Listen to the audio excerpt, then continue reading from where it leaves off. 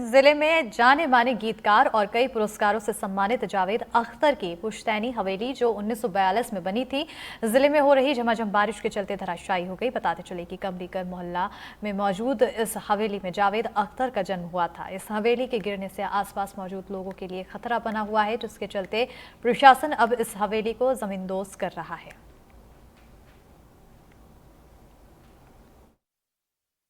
ये शिवपुरी का पुरानी शिवपुरी इलाका है जिसका ताल्लुक सिंधिया स्टेट से सीधा सीधा बताया जाता है, और बल्कि सिंधिया स्टेट से नहीं, ये वो इलाका है जो बाबर काल से भी जुड़ा हुआ देखकर देखा जाता है। और अगर हम इस मोहल्ले की बात करें तो ये कमलीगढ़ मोहल्ला है, और जहां एक मकान धराशायी हुआ है बीते एक रोज की रिमझिम रिमझिम बारिश में। और ये मकान इसलिए खास है क्योंकि यहाँ के लोग ये दावा करते हैं कि इस मकान के साथ में जावेद अख्तर की बचपन की यादें जुड़ी हुई हैं। हालांकि अब इस मकान को पूरी तरह से डिसमेंटल करने का काम किया जा रहा है क्योंकि ये खतरे में देखा जा रहा था, और यही वजह है कि आप ये कहीं देखेंगे ऊपर जो एक नेम प्लेट लगी हुई है, मैं कहूँगा कैमरा साथी से कि वहाँ लिखा हुआ है इश्तियाक मंजिल। इस मंजिल का निर्माण 1942 में किया गया था, और बताया जाता है कि जो जावेद अख्तर साहब के दादा थे वो सिंधिया स्टेट में मजिस्ट्रेट के रूप में तैनात थे, और वो यहाँ रहते थे, और यहीं से ये लोग कहते हैं कि जावेद अख्तर साहब का जन्म इसी मकान में हुआ। क्या जावेद अख्तर साहब के दादाजी का नाम?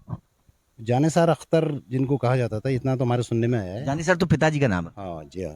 तो ये हम तो उस वक्त छोटे थे, और मेरे ख्याल से शायद ये जो कतबा लगा हुआ है 1942 का, ये मेरे ख्याल से बाद में लगा है। इससे भी ओल्ड है, ये तो बहुत पुराना मकान है। क्योंकि पुरानी शिपली में ज़्यादातर 100 साल से ऊपर के ही लगभग मतलब इतिहास है मकानों का। अब क्या है, लोग बाग उसको नवीनीकरण करा रहे हैं मकानों का। जावेद अख्तर साहब से बचपन जुड़ा है ऐसा लोग जी हाँ, बताते हैं। इनका ऐसा किंवदंती है ये, और हकीकत भी है शायद मेरे ख्याल से, क्योंकि पूर्वजों ने हमको इस चीज़ के लिए बताया। बताया ये भी जा रहा है कि जावेद अख्तर साहब ने किसी इंटरव्यू में स्वीकार भी किया है। हाँ, शायद टीवी चैनल में किसी में किया था, वो मेरे कान तक भी ये बात आई थी, और यहाँ के मोहल्ले वालों ने भी देखा था।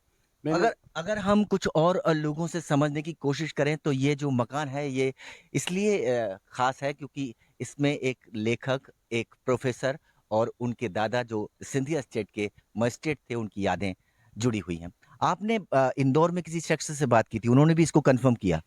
जी, जी, जी। जब ये मेरे पास ये खबर आई थी कि ये मकान की दीवार गिर गई है, तो मैं यहाँ आया तो मुझे पता चला कि इसमें हमारे देश के मशहूर व मारूफ शायर और लेखक जावेद अख्तर की भी यादें जुड़ी हुई हैं। तो मैंने इसकी तफ्तीश की, तो यहाँ के एक पुराने रहवासी हैं जो अभी रिसेंटली इंदौर में हैं।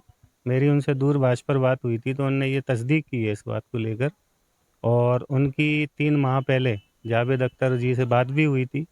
उन्होंने फ़ोन लगाया था तो उन्होंने ये स्वीकार किया है कि मैं वो हमारा पुश्तैनी मकान है, और उनसे कुछ तस्वीरें भी सेंड करने की उनने बात की थी। साझा की थी। जी, तो आप देख सकते हैं कि तस्वीरें भी साझा करने की बात की थी। मैं कैमरा साथी से कहूंगा कि इस मकान को दिखाने की कोशिश करें। ये मकान काफी पुराना है, बल्कि मकान नहीं है, एक कोठी है, और इस इलाके में एक बड़ा सा हिस्सा कवर करके रखती है। और अब इस मकान को धराशायी करने की कोशिश की जा रही है क्योंकि ये बीते रोज हुई बारिश में इसकी एक दीवार जो पीछे की